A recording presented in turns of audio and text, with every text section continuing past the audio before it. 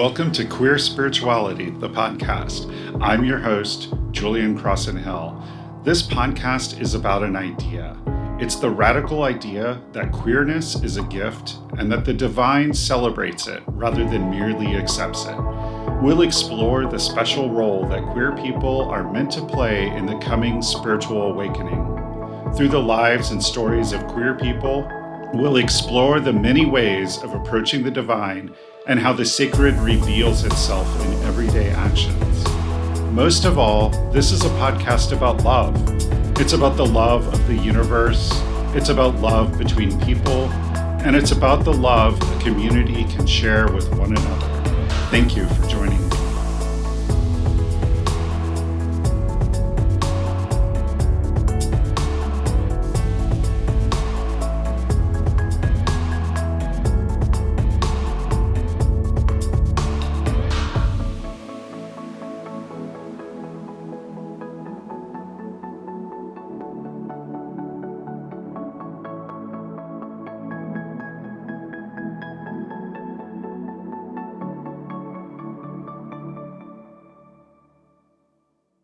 Hello, and welcome to this episode of Queer Spirituality, the podcast. I'm your host, Julian Crosson-Hill, and with me today, I have a very special guest. Dr. Rolf Nolasco is the Reuben P. Job Professor of Spiritual Formation and Pastoral Theology at Garrett Evangelical Theological Seminary and Director of the Reuben P. Job Institute for Spiritual Formation. He is an experienced professor trained in pastoral and counseling psychology, mindfulness, and contemplative spirituality and effective neuroscience. Dr. Nolasco is also a psychotherapist, published author, and has vast experience in cross-cultural communications from living and working across the world within varying social and cultural backgrounds. In addition to Hearts Ablaze, Parables for the Queer Soul, he is the author of God's Beloved Queer, The Contemplative Counselor, A Way of Being, and Compassionate Presence, A Radical Response to Human Suffering. Welcome to the show. Thank you, Julian. It's good to be here with you today. Thanks. So just to kind of get started, something that I ask all of my guests is, what does queer spirituality mean for you? So when I saw that form, I thought, wow, that was actually quite an interesting way of framing the question to start the conversation. For me, queer spirituality in general, I think, is very queer, through and through. And by that, I mean, queer spirituality disrupts our normative understanding of what spirituality is. Queer spirituality is about opening space, opening table for everyone.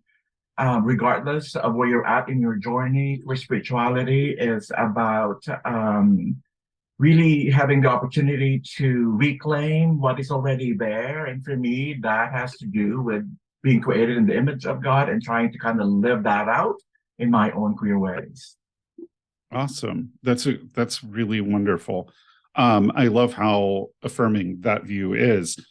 Can you tell me a little bit about your personal spiritual journey? Like, how did you arrive at this particular point? So I've been queer all my life, but only had the opportunity to reflect on it when I started my other book, which is God's Beloved Queer. But I think in terms of what underlies my own queer subjectivity, it would be my desired thirst for a life of contemplation, and that kind of came out of nowhere. I grew up as an evangelical person back in the Philippines, and so evangelicalism or evangelical spirituality is very scripture-based, very verbose, and not really having the opportunity to just sit and be still and silent before God. And so when I somehow got my second conversion, that really opened up a different way of describing, experiencing God. And that has been, I think, the fuel, the energy that allowed me to write those two books and really try to faithfully live out what it means to be a queer person, follower of Christ. Wow. Okay. So what I'm kind of curious about is I think that when most people hear the word evangelical, they think about very closed-minded, very anti-queer, very restrictive sort of beliefs. And so how have you reconciled evangelical being in an evangelical path to being queer? And I know that the particular seminary you're at tends to be more progressive, but tell us a little bit about that, because I think the word evangelical for a lot of queer people, that's kind of, like a warning, like danger, Will Robinson, right? And it could be triggering for a lot of people, and rightly so, because evangelical has been co-opted to or weaponized to harm people in our community. That question was actually the same question when I came down from my interview at Garrett Seminary. And I think for me, evangelical or the word evangel really is good news. And for me, the good news is really about Christ. And this is not the sanitized white Christ. This is the queer Christ who, in his humility and divine diffusive love, so willingly gave up everything, which means giving up power and authority where evangelicalism nowadays, mainstream ones, are holding on to. And so evangelicalism for me is really following the footsteps and the example of Christ, who really has worked with, the outcasts of society at that time, challenging systems and structures of oppression, and really highlighting God's intention for the flourishing of all people. And for me, that is at the heart of the gospel, is to really partner with God and God's design to recreate a new humanity that includes all. And I think as queer folks, and this is just my own personal belief, we do have the capacity, and I think God somehow is using our brokenness, our woundedness, our creativity, our humanity to bring about this new creation, this radical inclusion, this hospitality that is available for all. Wow. I really love what you said there. And in particular, it feels like you were really calling out the separation between spirituality that's based on the actual teachings of Christ versus this sort of weird political religion, the religious movement that we have in the United States. Mm-hmm. And I think that that's an important distinction. So with that in mind,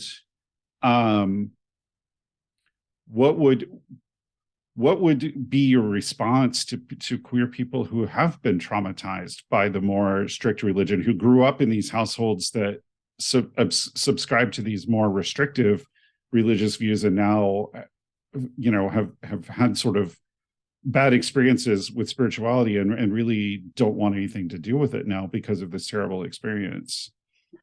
My message to our queer siblings would be to perhaps listen rather deeply behind the noise, behind the trauma, behind this almost like diabolical theologies, and listen intently, incline our ears continuously every day so we can hear that we are God's beloved queer. I know it's hard sometimes or often to even hear that, because we have been bombarded by messages that really demean our humanity. But I know that that's always been there. And for me, contemplative spirituality allows me to hear that more consistently. So that's one piece. The second piece is it's okay to walk away from relationships, from church memberships that continuously harm you. That it's okay to really seek out your healing and recovery from the harm and trauma that we all have been carrying in our bodies, in our relationships. That walking away to heal is actually a form of resistance. That it is actually God's intention for those of us who have been harmed by the very structure, by the very space that's meant actually originally for our own flourishing.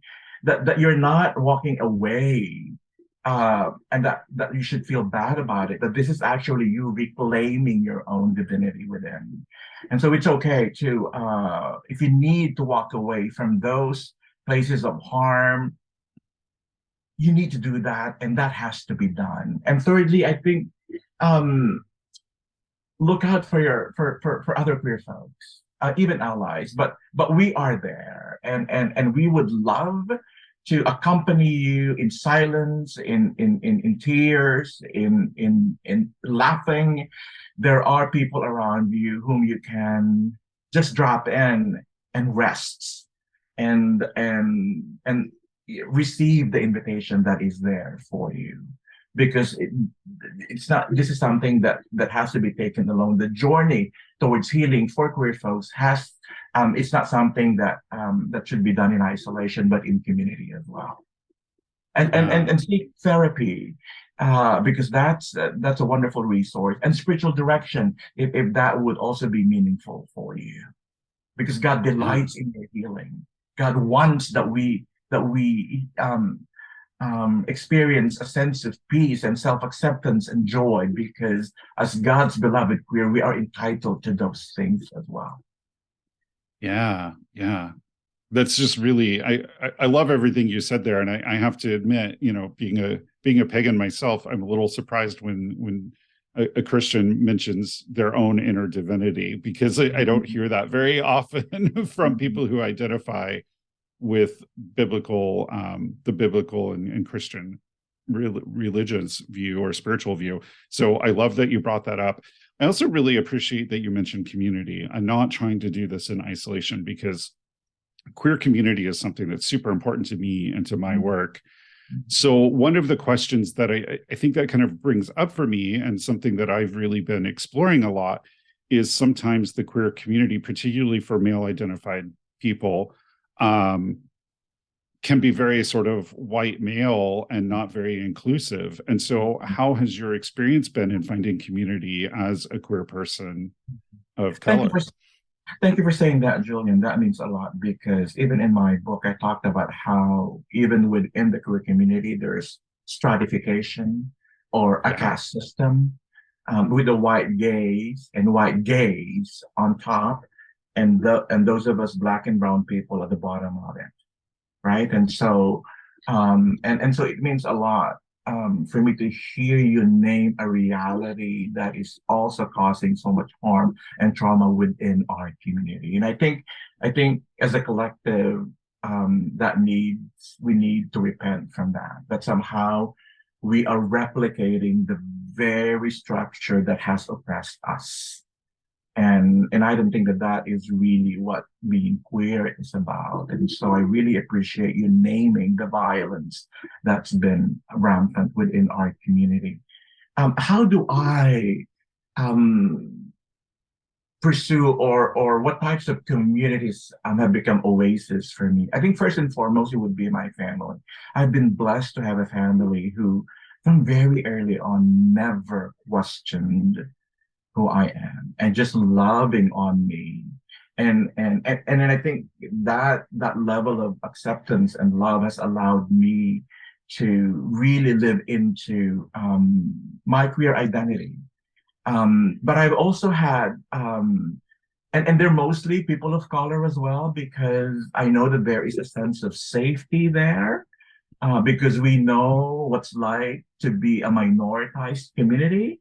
And so there is almost like an unspoken gesture of belongingness. But I've also been in spaces, and these are white men friends of mine, who also have become such a place of support for me. And there's very few of them. And I know that these realities are not flattened, but as a collective, I know that there is the white problem, but individual relationships that I have with those white dudes really have become a source of support for me. And I'm also naturally an introvert, Julian, so I don't really have many friends. Sometimes I shy away from social gatherings, but because of my own introversion, I've learned to just be okay, and just maybe cherish the gifts of silence and solitude, because that has been such a source of generativity for me. Yeah. I've spoken different spaces where, and these spaces were predominantly white, managed, or the organizers were mostly white people, and I have been welcomed well, and even challenged the need for us to really champion equality and justice, and I've been in those spaces as well, and I've been just so blessed to be a recipient of their hospitality. I think as queer community, we're constantly queering our own ways of being in the world, and it's sad that that happens, but there is hope in that we know what's like to be on this side of the equation. Yeah. Yeah. Well, thank you for sharing that, and for being vulnerable to also talk about that and your experiences as well. Funny that you mentioned being an introvert, because people don't always peg me for one, but I happen to be very introverted as well. I've had to learn to come out of my shell. Uh-huh. So let's get into a little bit about your book, because first of all, you mentioned when you were talking about evangelicalism, you mentioned queer Christ, and so I'd love if Mhm. you talk a little bit more about queer Christ, Mhm. because this isn't like a brand new idea to me. I know, I forget the author's name now, but I remember a number of years an influential book called it was Jesus in the Shamanic Tradition of Same-Sex Love, Mhm. which kind of Mhm. also talked about an idea of a queer Christ. So Mhm. what's your version of queer Christ? I think my version of it would be the very exact opposite of the Christ that I was conditioned to believe back when I was growing up in the Philippines, and then when I moved to the US to study. And queer Christ for me is um is the epitome of what liberation is. Liberation that is not sucking more power, but giving power away. A queer Christ who's liberative, is someone who really cares for the downtrodden, for those who are marginalized by community, and really speaking to their humanity as God's own. And I had to do a lot of deconstruction in my own life because I grew up with the white Christ being preached upon everywhere, so every Sunday service I went to, Bible study. I mean, it was really white sanitized Christ, and we never questioned that. We were colonized by Spaniards for 20 years, and then by the U.S. I think even up to now, and so we never questioned that until attention has begun to kind of bubble up inside of me, and I couldn't reconcile my own understanding of who God might be and my own identity and what I was being given. And so the queer Christ has always been and continues to be an abiding presence for me, because without that, I don't think that I would have even the courage to say I am God's beloved queer and I am being called to participate in God's recreation of humanity. And so I just, I'm just so grateful that somehow I have been able to see and experience what that means for my life as a queer person of color.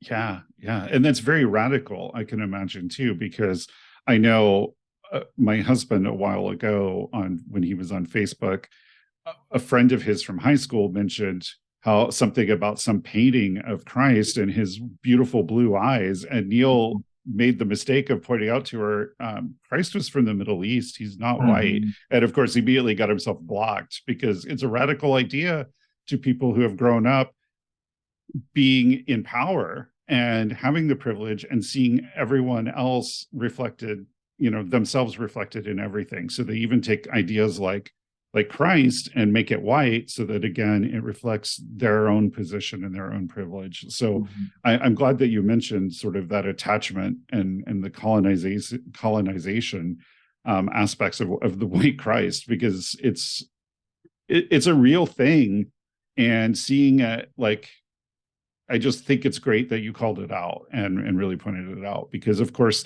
in colonization, the church played a big part in sort of getting those cultures to accept the colonizers. And to submit, right? And to let them ransack the resources. I mean, it's quite intertwined. And I think the version of spirituality that I grew up in back in the Philippines, and it's still everywhere, is this understanding of spirituality as something private. I know spirituality is very personal, it has to be. But I think what they have been able to do successfully is to see spirituality as just you and God, and that it's a private thing, and that you come together on Sunday to express your private relationships to God. And that is really tantamount to the opportunity for the colonizers then to control the narrative, right? Because it's all about you and your God, and not really unpacking and bearing witness to how some of this theologies actually serve the powers that be. Yeah. And That's so really my queer cry is constantly debunking, deconstructing, challenging the very structure of divinity that has been used to undertake sacred violence that is all around us. Yes. Yeah. Very powerful and very, very radical and liberating view. I want to get into your book, Hearts Ablaze: Parables for the Queer Soul. So tell me a little bit about it. I love parables because they're just so queer to me. And by that, I mean, there are layers and layers and layers of meaning and interpretations. And that was really my approach to it. This is a vehicle for me to really be creative about it. But I think more than that, this is not news, but they have been used, the Bible, particularly those clever texts, to really literally clobber us and really harm us. And so the scripture has been a source of pain and trauma for our community. But I've also experienced it as a source of healing and restoration. So I thought, I'm going to use the same tool that they have used, but use it in a different way, which I hope would flourish our queer community. And that's how I've approached it. And those parables are indicative of just how queer God is, because there is an invitation for multiple stories, for multiple interpretations that really are quite meaningful and has spiritual, psychological, and material consequences to those who are listening to it and reading it. I really had fun writing it, even though I wrote it a year ago in the middle of the pandemic. And even there, Julian, I'm just so grateful that I have been given the opportunity to write things like this. Because I tell you, I would go back and reread my writing, and I was like, "Who wrote this?" You know, Yeah. and that has been my experience with the rest of the books that I've written. It's almost like such a gift, and I'm just humbled that I have been given just the opportunity, because there is definitely a synergy between my life experience, the experience of other people, the books that I have read, and just the grace of God permeating in what I have done. Yeah, definitely. Yeah. So writing a book during the pandemic, that must have been quite an experience. And I was teaching on top of it, and so I wrote it in 10 weeks. And I think the reason why I was able to do that was because my editor was really breathing and looking over my shoulder and really encouraging me to produce a chapter every week. And there had been times when I really had nothing else to say. And so what I would do would be to watch Netflix or, go shop. I think we all got through the pandemic that way. Right. So I would just distract myself, and then at the back of my mind, I would just, say something like, "Lord, you better come through again this time," because I had nowhere else to use to do this. And then I would wake up one day with an idea on how I would approach it. That's how synergistic the process has been for me. And I'm just I'm just eternally grateful. I mean, who would have thought that I would be in a place where I could talk about some of these things, if not by the grace of God? And I'm sure, and people would say, "Oh, but you also, have this and that," and rightly so. And I'm not minimizing it, but at the end of the day, and this is probably my own contemplative spirituality coming through, is I was open and wanting to be open to be led by Sophia, by the Spirit of God in this process. I wasn't resisting it. I was clamoring for it. Yeah. Yeah. Wonderful. So can you give an example of one of the parables that you talk about in your book? I started with the parable of the Good Samaritan. Actually, that was the inspiration behind it. And the parable of the Good Samaritan, I've kind of reworked it. And as queer people, we have been the wounded man, the woman or trans. We have been that person that has been robbed and left for dead, literally, materially, psychologically, spiritually, even within the church community, within the religious structure, right? We have been that.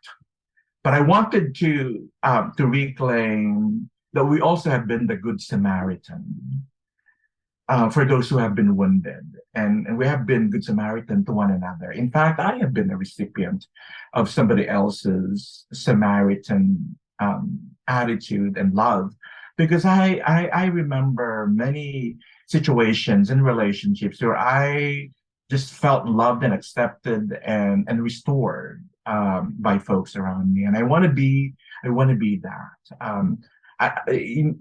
God in Christ has been the Good Samaritan for many people, and so I kind of wanted to make use of that parable as a way of reclaiming our divinity by participating in God's healing of the world. But I also recognize that that the queer community has also been the Levites and the priests who walked away, Yeah. and really did nothing for those who are suffering. And so this is not just the parable. My interpretation of the parable is not just, oh, we're good Samaritans and we've been doing all this work, and I wanted that peace, but I also want to call on the community and say, this may be difficult to accept, but we also have walked away and dismissed and did not pay attention to the sufferings, not just of the queer community, but other people as well. And so I really wanted to redress it, but also to challenge our own community, that we could be good Samaritan for one another because of what we have experienced as being the wounded person who was robbed of identity, of humanity. And I wanted a different approach to that. Yeah. Yeah. I remember growing up coming out, I started at college at the University of New Mexico in 1988 during sort of the height of the AIDS epidemic. And of course, we were very much good Samaritans to our own sick and dying during that time. And Toby Johnson, who is another author who writes extensively about queer spirituality, but more from a Buddhist perspective, he says one of the traits of queer people is extreme compassion and our ability to really be compassionate. But I have to admit, currently the queer community sometimes feels like we've gotten a little disconnected from that. I see some of the things that happen in the queer community around, racism and ageism and the whole thing about body image and the ways that we tear each other down instead of coming together. So I definitely see what you're saying about also being the people who walked away as well, because often we do that to each other. And it's, really very sad that we do that. Like we should, be more in community than we are. I appreciate you saying that, Julian, because I think that my queer identity, your queer identity, our queer identities is tied to class, to race and racism. It's tied to a lot of things, right? And so I want to be able to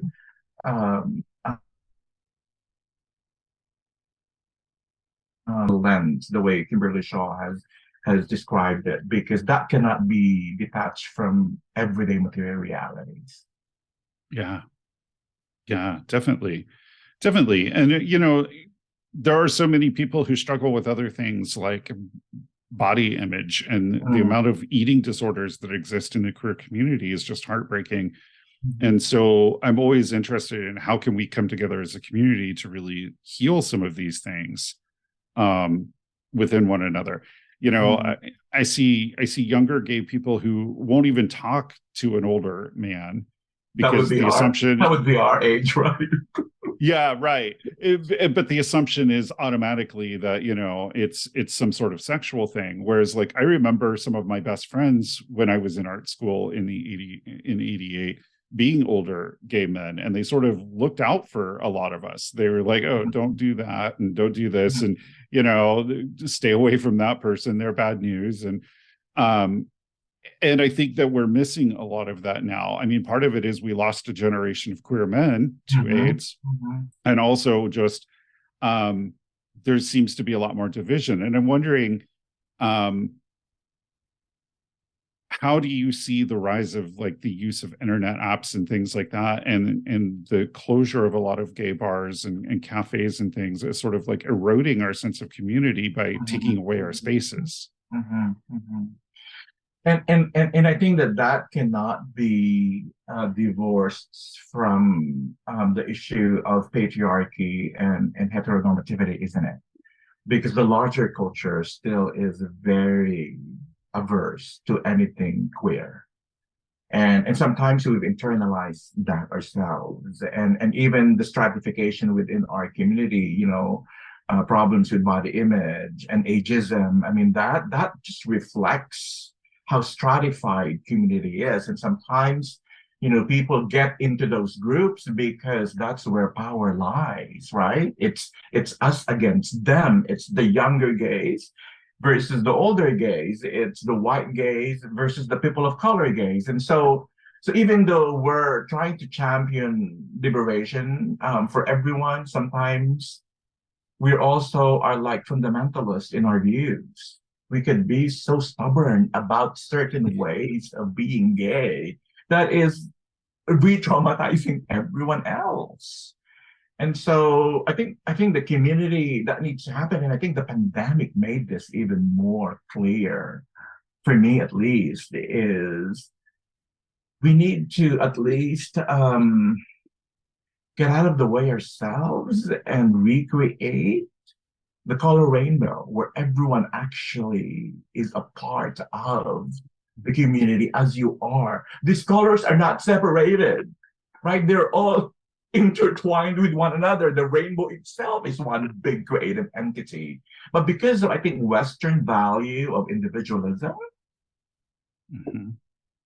it's hard sometimes to go past, this is what I need, this is what I want, as opposed to what does the community need for everyone in that community to flourish. And I think that is an ongoing challenge that we would have to take on.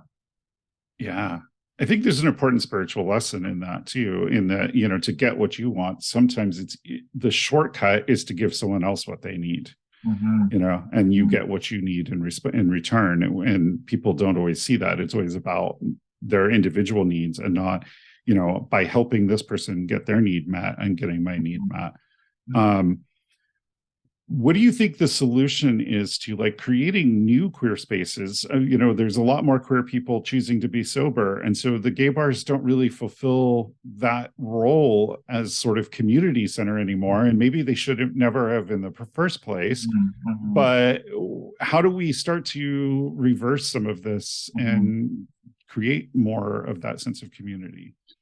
And I think it goes back to one's sense of transcendence or mystery or divinity.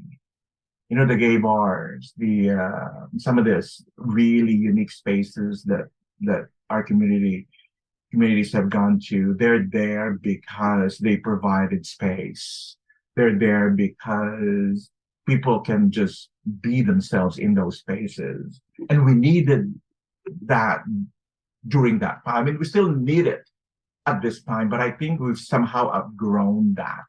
or somehow we need something far more meaningful and sustainable than just a one night stand or a good time in a bar, even though that's still part of our community. But I think, but I think part of, and I don't really like the word solution, but I think part of what might help reclaim our queer humanity, our queer community, is to go and think about questions around purpose and meaning in life, i.e., pay attention to the longings of your spirit.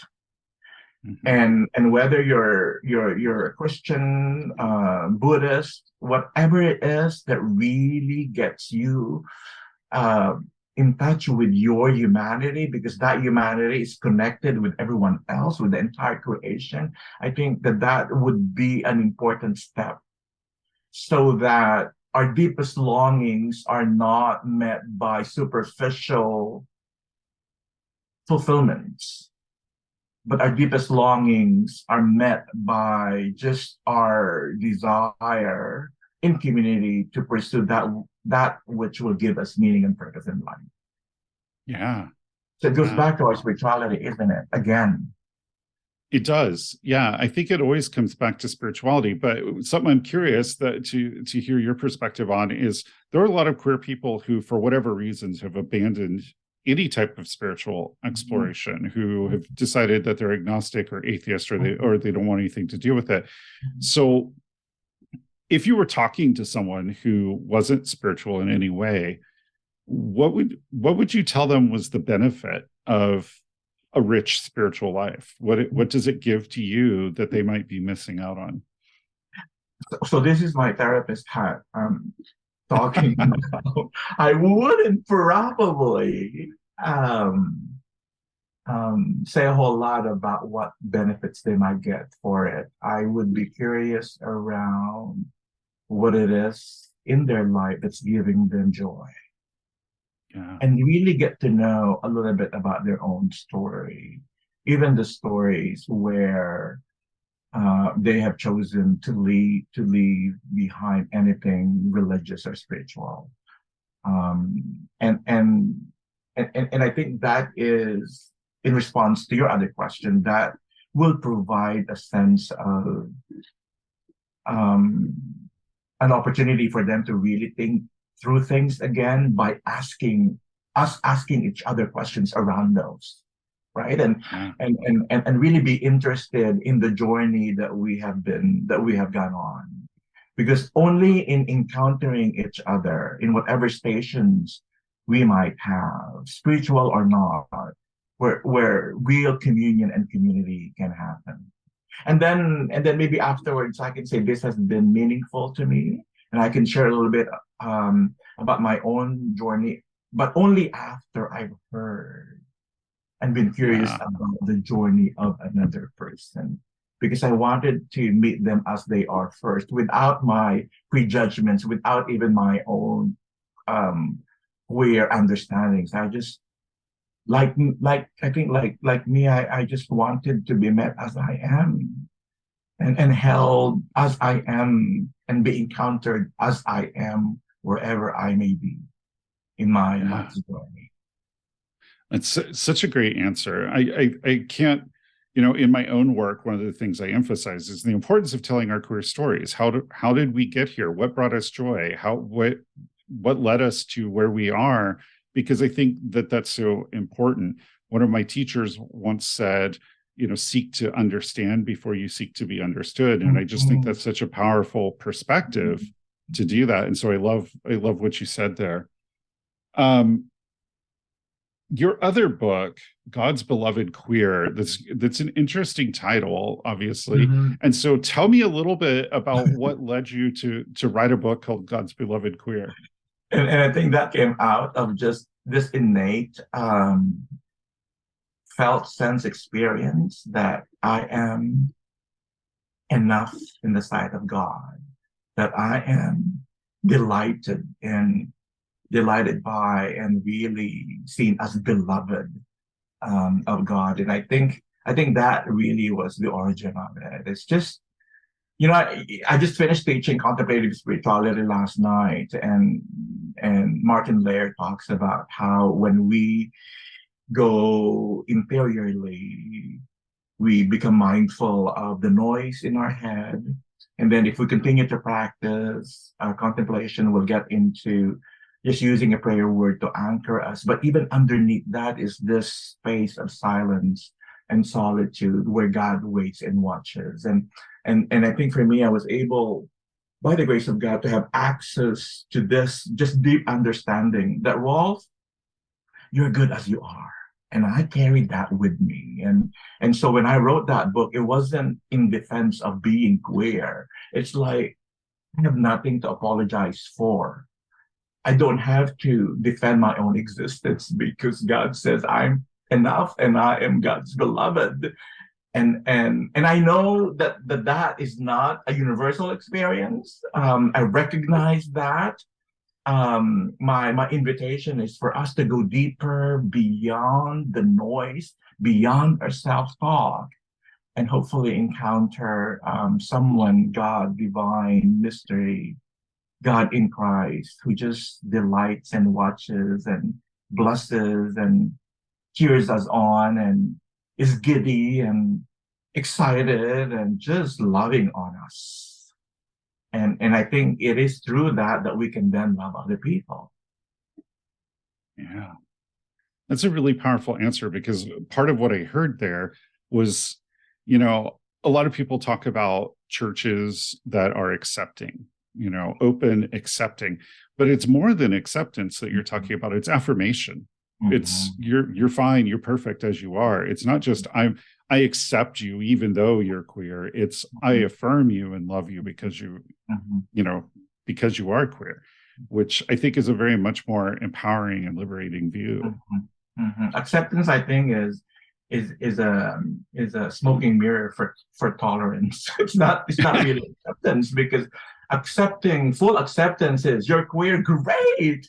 And it sounds like you actually can lead Bible studies. Can you then do can you do some teaching for us? Or it sounds like you have a gift in oratory. Maybe you can, preach or share a little bit about your story in front of our congregation. It's really accepting our full humanity, our gifts, our graces, our weaknesses, our vulnerabilities, just taking us all in as we are and really celebrating our queerness in manifold ways. Yeah. Yeah. That's a much more empowering and liberating view. Great. Yeah, again, and all this, Julian, I must tell you, all this came about because I'm surrounded by people who love me as I am and challenge me and stretch me, and even this conversation is really even stretching my own sense of what it means to follow Christ. Yeah. So wonderful. I'm just grateful. Yeah. Yeah. And gratitude is such a powerful thing to experience and to foster as well in our lives. And if there is one thing that I would like to kind of pursue more on later on, and you'll probably be surprised by this, but I've been celibate for however many years. And so this is almost like, what does it mean to be a person of color who's gay and been single all his life? Right? Because our understanding, at least the world's understanding of being queer is, we're highly sexualized, right? Yes. Either by the larger culture or within our community. So what does it mean to be queer and celibate and single? Yeah. Yeah, I mean, it's a powerful thing. I follow an Instagram person who's asexual, and he goes by Ace Dad, and he gives advice to younger people who are also asexual. And that's a real struggle for them in the greater queer community, because of course everyone wants to sexualize everything, and they want to, they don't understand, hey, you find me attractive, but you don't want to have sex with me. What's Mm-hmm. wrong? Like, Mm-hmm. automatically it's something wrong with them. So Mm-hmm. yeah, Mm-hmm. I think that's a really interesting thing Mm-hmm. to explore. And I think, I could say this quite boldly here is I'm a sexual being, and so I do have those energies and needs. But for some weird reason, and I've been reading stuff on this because it has been my reality, that this erotic energy that I have been carrying, feeling, experiencing, somehow has been used and transformed into something else, like writing and teaching and just living into God's call upon my life. And so even though I'm single, I'm also a very happy, joyful person. Yeah. I, and so there is something, yes, there's something about that that I really would like to kind of reflect on in the near future. Yeah, well, I'll look forward to your book on that, because that's quite a topic, because a lot of people don't know how to be single. They feel like they Mhm. need to always be with someone, and they're afraid to be alone with their own thoughts. And so they basically hop from Mhm. relationship to relationship. Right, right. The hookups, It's right? Yeah. yeah, yeah. And there's something really powerful about being comfortable being single and channeling that energy into other venues, as you have with all of the work that you're doing. So yeah, I think that's an interesting topic for sure. They're calling it sublimation, but I want to call it something else because I think there's something about this that is actually worth investigating because it's a lived reality that many of us probably are afraid to talk about because then it conjures up a lot of other issues, right? But there is Yes. something about this that I think even quite that those who are coupled might benefit from.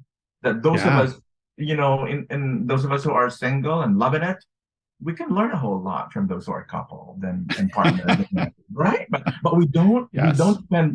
we don't have a space, for people to talk about some of these things very honestly and vulnerably. Yes, that's very true. We don't. And people get squeamish when they start to talk about these things. So Mm-hmm. yeah, definitely. Yeah.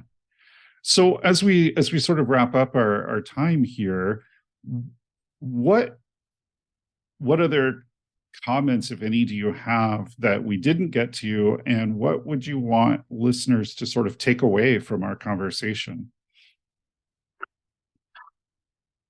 You may not think of this as real to you. This may not feel right. You may not have resonance to the statement that I'm about to make. But regardless of how you feel about who you are, God is still very delighted to have you as part of God's wonderful creation.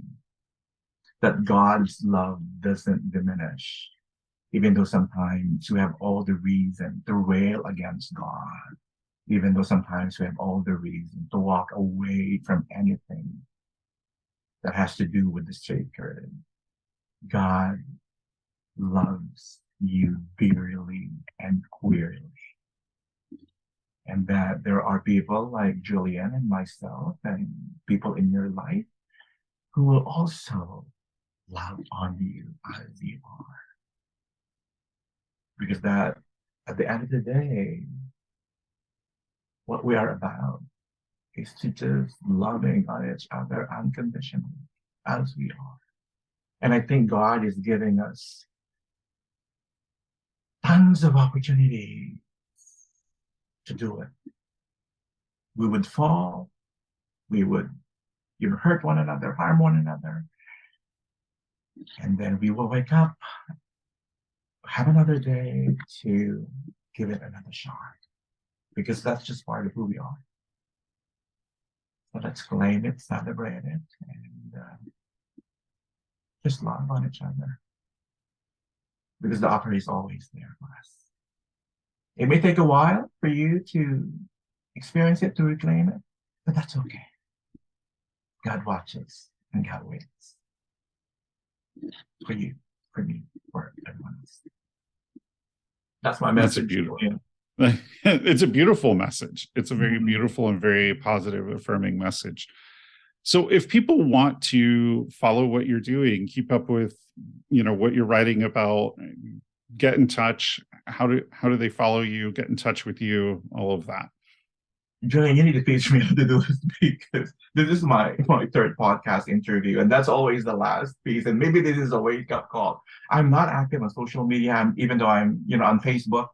I rely so much on my affiliation, Garrett. So if you want to, get in touch with me, Garrett Evangelical Theological Seminary, or just type in Rolf Nolasco. I'm on Facebook. That's it. Yeah, I watch TikTok or see people on Instagram, but I somehow have not really been able to take advantage of the resources that is available out there. But Garrett Evangelical Theological Seminary, Rolf Nolasco, you type in, I'm on Google, I'm sure, and I'd be happy to connect with you. And thank you for this wonderful opportunity, Julian, to just sit with you and experience your hospitality and just blessings on your word. Yeah. Thank you. Thank you for taking the time to be on today and to talk about your work and share your message. It's actually my pleasure. Thank you. Thank you.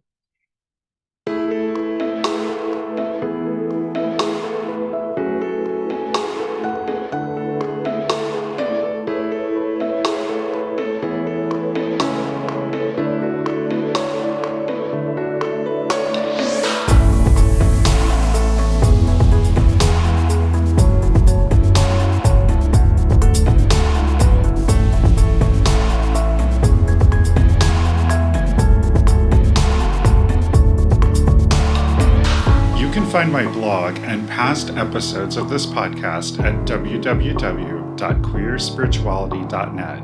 That's www.queerspirituality.net. Let me know what you think on Instagram at queer_spirituality, or continue the discussion with like-minded people in the Queer Spirituality Facebook group. You can find it linked from the Queer Spirituality Facebook page or on the homepage of the Queer Spirituality website. Bright blessings.